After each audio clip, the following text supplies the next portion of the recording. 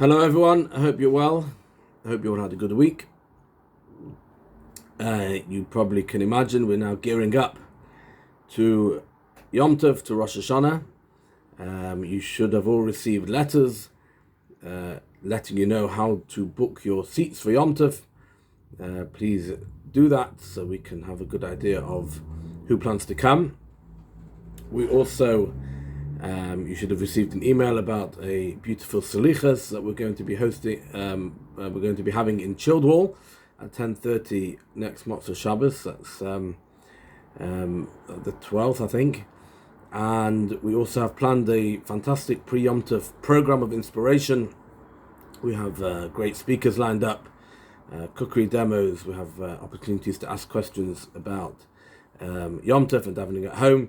So please zoom in, and we hope to see you all together with us. There's a joke told about somebody who had to go to his nephew's bar mitzvah. He hadn't been in shul very much in the last few years, and he was a bit nervous because he was told he's getting an aliyah. So he didn't know what to do, so he called up a friend who was knowledgeable, and he said, "Don't worry, come round, we'll practice together, and you'll be fine." So he went round, and it came back to him from his bar mitzvah, Baruch Hu Es Hashem Barach, and he knew it. He was proud of himself, and the big day came, and he was in shul, back in the good old days when everybody could come to shul, and he got called up. He heard his name, and he came up, and he says, Baruch Hu Es Hashem Barach, and everyone responds, Baruch Hashem Barach Le'olam Va'ed. He turns around and says, "It's all right, I can manage this on my own."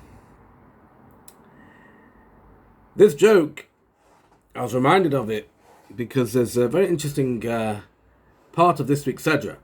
We're told about the mitzvah of Bikurim, where the Jewish people were told when they come to the land of Israel, they would have to bring their first fruits, so of the special fruits of the land of Israel, the Shivan Saminim, such as figs and dates and grapes and olives. They would have to bring the first ones that ripen to the temple, because before we have these fruits for ourselves, we give thanks to Hashem. And the person would go to the temple, and cities would come down together from different parts of Israel with great fanfare, and they'd bring it to the Kohen, and they'd sort of wave it around a bit like we do with the lulav. And we're told two interesting laws about Bikurim. The first one is that the Kohanim were instructed in the temple that if somebody brings their food in a beautiful gold or silver basket, then empty the fruit out and show, wow, look at this beautiful fruit. But if somebody brings it in a wicker basket, they're obviously a poor farmer, they obviously don't have good land, and the fruit's not probably going to be very nice. So just leave the fruit in the basket. So we see a great concern for people's dignity. We don't want to embarrass somebody who doesn't have very nice fruit to show. But there's a second law with regard to the Bikurim, which was this, that when the farmers brought their Bikurim, they had to read a paragraph, which we actually recite. We use it as to structure the discussion at the Seder on Pesach, which starts Arami Ovid Avi, saying how my father was an Aramean, how he went down to Egypt, and how they enslaved us, and how Hashem brought us out, and look how lucky we are. Finishes Hinei Hevesi, look how lucky I am to bring fruits from the promised land.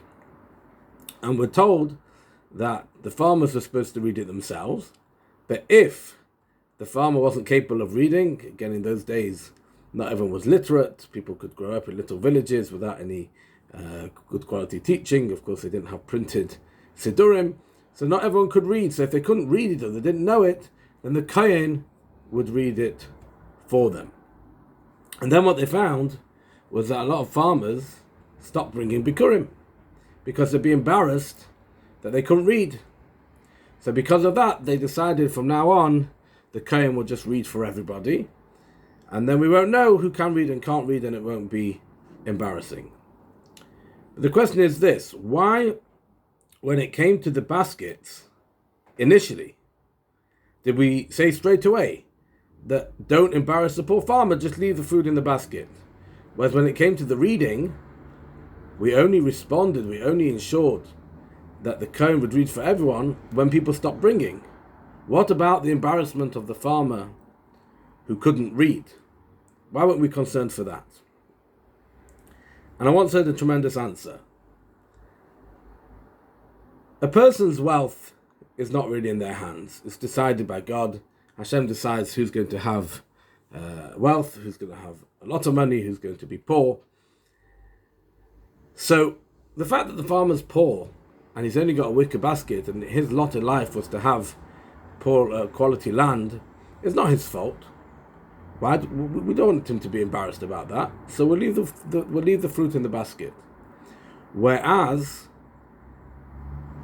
the spiritual in our lives, whether we can read, whether we can daven, whether we can learn, whether we keep the Torah, about that we make choices. Hashem puts that in our courts, in our hands.